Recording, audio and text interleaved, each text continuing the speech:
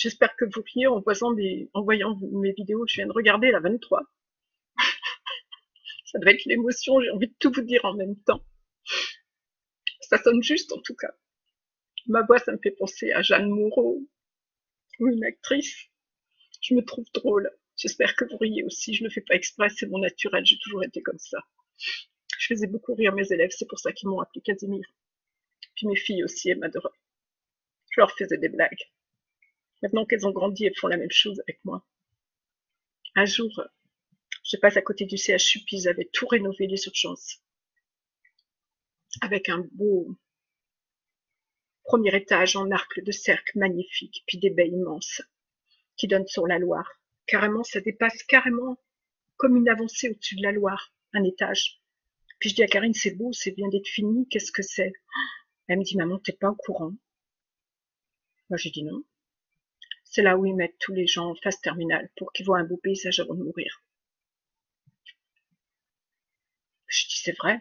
Et puis ma fille me dit, oui, maman, je t'assure, ça leur fait du bien. On leur dit pas qu'ils vont mourir, on leur dit qu'on les amène là pour les délasser. C'est là où il y a les chambres de tous les gens qui vont mourir. Oh, je dis quand même, c'est triste. Si ça se sait, en plus, ils vont savoir qu'on les transporte, que c'est qu'ils vont mourir. Puis elle éclate de rire, puis elle me dit, maman, vraiment, t'es naïve, t'es naïve. Je dis ça pour te faire rire. Bah, j'ai dit, je trouve pas ça drôle. Elles sont comme moi, en fait. Quand elles étaient petites, je leur racontais plein de trucs. Il y avait une maison à côté de chez moi. Les portes et les fenêtres étaient immenses. Et puis, je sais pas pourquoi, elles me disent, maman, elle est très grande, cette maison, et puis pourquoi les portes sont comme ça? Et moi, je réponds direct, c'est parce qu'il y a des géants qui habitent à l'intérieur. Mais sur un ton, comme je m'en vais faire mes courses au supermarché. Et puis elles me disent, maman, c'est vrai? J'ai dit, oui, c'est toute une famille, je crois qu'ils ont 4 ou 5 enfants. Ils sont tous géants. En fait, quand les bébés naissent, ils sont grands comme des enfants de 10 ans. Et puis les autres, bah, ils font 3 ou 4 mètres. C'est pour ça que les portes sont très grandes pour qu'ils puissent passer. Mais moi, je les ai vus rentrer une fois, ils baissaient la tête. Alors en fait, c'était une route pour aller je ne sais où, mais que je ne prenais pas habituellement. Alors les filles après me demandaient, maman, fais un détour par la maison des géants. Je me rappelle, on habitait à Châlons. C'était en 90-91, elles avaient entre 5 et 6 ans. Donc je faisais toujours un détour. Puis un jour, ils ont changé de voiture. Enfin, elles n'avaient pas fait attention à la voiture parce que bon, on faisait pas attention aux détails. Et puis ils ont acheté une espace.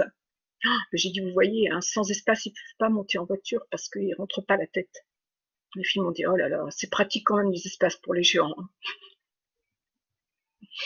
Il y a la voisine qui est derrière son plexiglas en train de m'écouter. Je ne sais pas si c'est que le report d'écran ne marche plus parce qu'ils ont un écran chez moi avec tout ce que je fais.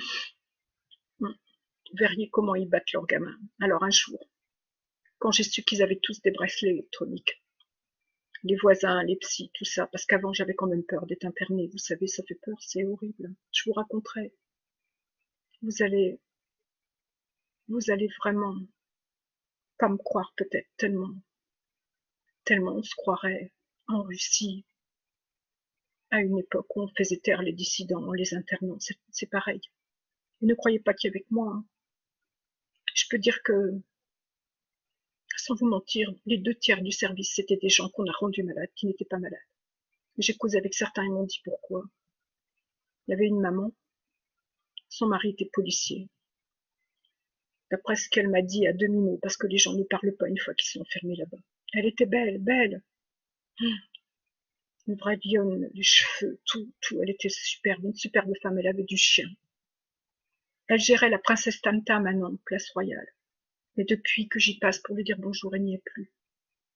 Après cet internement, elle a arrêté de travailler, je pense. Une femme bien, elle avait 3 enfants. Elle avait divorcé de son ex-mari pour se marier avec quelqu'un. Et elle s'est rendue compte, en fait, que ça n'allait pas du tout. Il était corrompu. C'était la police municipale, c'était un chef. Et elle s'en est rendue compte. Et c'était une fille intègre, je pense. Elle m'a parlé entre les mots pour me dire qu'elle était là à cause de son ex-mari, parce qu'elle s'était rendue compte de certaines choses, de pas bien qu'il faisait dans son travail. Il couvrait des actes.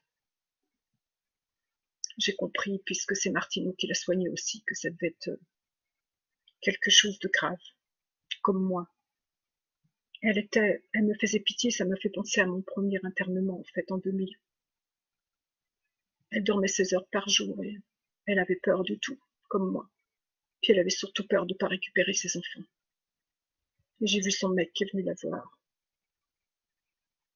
Elle l'a embrassé devant moi à contre-cœur. Ça m'a fait pitié, j'ai compris qu'elle l'embrassait parce qu'elle voulait revoir ses enfants. Elle s'est accrochée à son bras et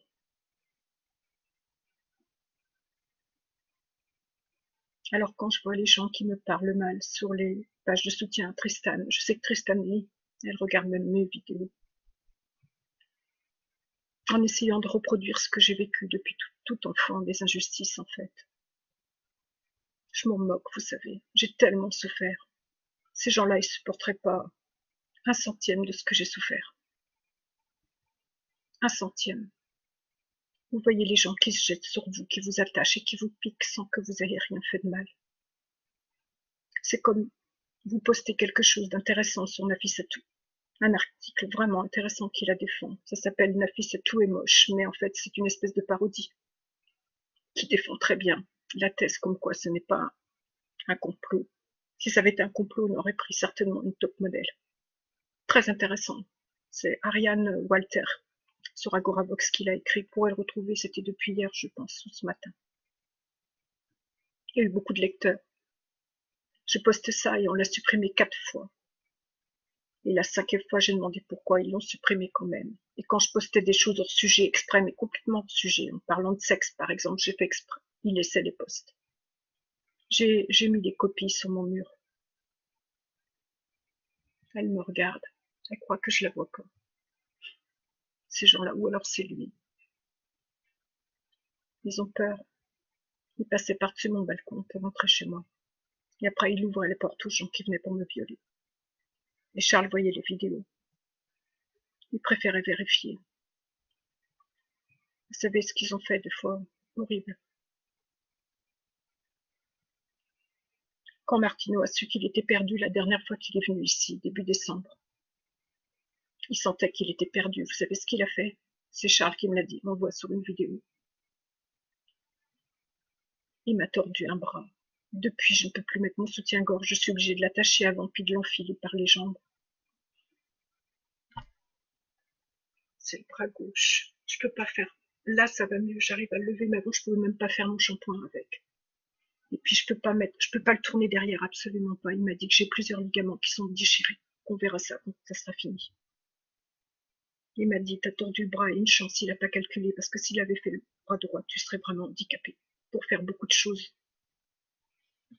Il a pas calculé, il a pris un bras au hasard. Il me l'a tordu pendant que je dormais. Je me suis réveillée, j'avais une douleur terrible au cœur et au bras gauche. 15 jours après, je lui ai dit, je me demande si j'ai pas fait un infarctus. Il m'a dit non, c'est pas ça, c'est Martineau qui t'a fait ça avant de partir. Une des dernières fois qu'il venait parce qu'il savait que tu savais tout et il voulait plus prendre de risques à venir. Mais ils ont tous été filmés, ce qu'ils ignoraient en fait, ils sont plus venus après. C'est qu'on avait les doubles de tout. C'est pour ça qu'ils vont être enfermés à vie. Personne ne sortira jamais. On va faire changer les lois. Ils ne feront plus sortir de récidivistes pour tuer des enfants. Je vais finir avec ce que je vous racontais sur Charles. Ils ont drogué beaucoup de gens et fait abuser avec mes enfants et d'autres. Moi, comme mes enfants, je le sais, parce que elle et moi, on se comprend sans se parler. On ne leur en veut pas. On veut aux gens on en veut aux gens qui mettaient la drogue. Ils ont fait ça, ils les filmaient et après ils les obligeaient à être méchants avec moi au travail. Je voyais dans leur regard qu'ils avaient envie de pleurer, cependant même qu'ils se moquaient de moi à la cantine, certains. Il y avait quelque chose qui n'allait pas. Vous sentez, tout le monde a un 6e sens, tout le monde, il n'y a pas que moi. Vous sentez quand il y a un problème. Vous sentez quand les gens sont vraiment méchants ou quand ils ne le sont pas. Vous sentez quand ils prennent du plaisir devant votre souffrance. C'est vrai, j'étais seule, mais il y avait des regards. Il y avait des sourires. Ça, ils ne pouvaient pas les acheter. On avait dit qu'il y avait des caméras dans la salle de classe où j'allais à chaque fois et ils obligeaient certains élèves à me maltraiter. Contre des diplômes. Une minorité cependant, parce que là, ils prenaient pas trop de risques. Ils avaient peur. Il y a la fille qui est mariée avec l'agent, avec le ministre responsable de la sécurité du roi du Maroc. Une salope. Une Marocaine, elle m'a pourri la vie en terminale, elle me harcelait à longueur de cou. Et sous prétexte qu'elle allait se marier avec le ministre, qui était responsable de la sécurité du roi du Maroc, qui avait 20 ans de plus qu'elle. Elle avait tous les droits, tous les profs en avaient peur, même le proviseur. Elle m'insultait. C'était terrible. Vous savez qu'elle n'avait pas de niveau, elle avait 7 de moyenne d'année ou 8. À la fin, ils lui ont donné son bac. C'était un échange. Si vous saviez le nombre de fraudes qu'il y a, c'est facile parce que je pourrais vous donner tous les trucs. Mais tellement facile. Vous savez, à l'oral, c'est pas anonyme. Et des fois, l'oral se passe dans le même lycée. Il faut venir des profs de l'extérieur. Mais après, on rend les notes à l'administration. Et on saisit avec un code. Sur le Minitel autrefois, puis maintenant sur Internet. Dans le lycée même. Ils ont les codes, ils peuvent changer les notes. C'est un système très pervers. Il y a tellement de mes élèves pour qui il y a eu des erreurs, je peux vous dire. Vous savez ce qu'on avait fait? Ils avaient échangé les autocollants avec les numéros d'anonymat entre les bons et les mauvais élèves. Sur des matières très importantes, ça donnait le bac aux mauvais et ça empêchait que les bons aient des options. C'était pas le but c'était de donner le bac aux mauvais. Et une fois que quelqu'un a reçu son bouquin, on peut plus lui ôter. Et les autres, ils arrivaient à faire relever leurs notes. Donc avec une même note, il y avait des personnes qui récupéraient leur mention et les autres avaient leur bac pour rien. J'ai assisté à tout ça. L'éducation nationale est pourrie. Complètement. Comme tout, partout d'ailleurs. Vous savez qui ont promu dans l'éducation nationale? Les gens qui faillotent. Avant, c'était les gens qui travaillaient bien. Il y a des tas de promotions, on vous accorde le CAPES sur liste d'aptitude quand vous avez fait beaucoup de remplacements, avec un bac plus 2 parfois. Il y a des gens qui ont des bacs plus 5 qui n'ont jamais le concours, d'origine étrangère par exemple. Le délit de sale gueule, ça existe même dans l'administration. Ils ont les numéros d'anonymat, il faut bien que ça soit sur des ordinateurs. C'est comme quand le maire de Nantes dit les listes des votants, on les supprimera. On ne saura pas qui est du PS, qui ne l'est pas. Mais entre-temps, on peut faire des copies. Voilà. C'est comme ça que j'ai pas eu mon agrégation, ils avaient repéré mon numéro d'anonymat. Ils m'ont mis 1 et 2 et j'ai même pas eu droit à la double correction qui est obligatoire pour pas prendre de risques. J'ai toujours les copies, vous savez. Et j'avais réussi, je suis allée voir le corrigé officiel. C'était en 98. Je reviens à mon sujet.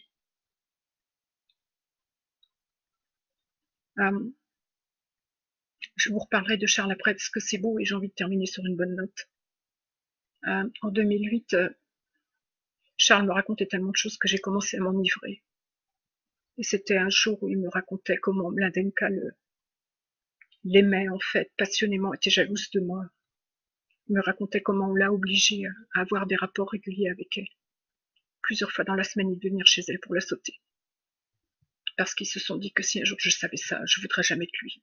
Il le sentait comme un danger. Il est très intelligent, il a eu son bac avec mention très bien. Et il a été docteur alors qu'il n'a jamais eu de poste. C'est compliqué sa vie. Il a vécu dans la rue à certains moments donnés. Il n'avait pas de papier, rien, il avait quitté sa mère à 15 ans. Je vous expliquerai après tout ça. Il a plus souffert que moi. Il a été très maltraité enfant, puis il a perdu son papa à 8 ans. La seule personne qu'il aimait, il s'appelait Serge. Sa mère l'a obligé à le sucer sur son lit de mort, je vous mens pas, alors qu'il agonisait. Elle se prostituait. Vous avez compris le reste, je pense. Donc, le 5 août 2009, j'étais place Gralin avec Karine, on venait de faire des courses. Elle est montée en haut, manger ses courses, et je suis restée l'attendre. Je sais pas pourquoi, je suis allée voir quelque chose au coffre, et en remontant dans la voiture, je me suis tordu le pied. Une double entorse, c'était pas grave, mais c'est très douloureux sur le coup. Et je ne sais pas pourquoi, mais je pense que c'était les gens qui me protégeaient. Aussitôt, il y a 3 personnes qui sont venues, ils m'ont dit qu'ils étaient kinésithérapeutes. Aussitôt. Je dirais 3 minutes après. Ils sont allés demander la glace dans un torchon, un très beau torchon blanc que j'ai gardé. Ils m'ont dit de le garder, ils ont été gentils, parce que j'y allais des fois avec mes filles prendre une consommation à la Cigale, qui est un des bars, restaurants les plus réputés de Nantes. On allait juste pour prendre du thé ou un petit déjeuner parfois. Et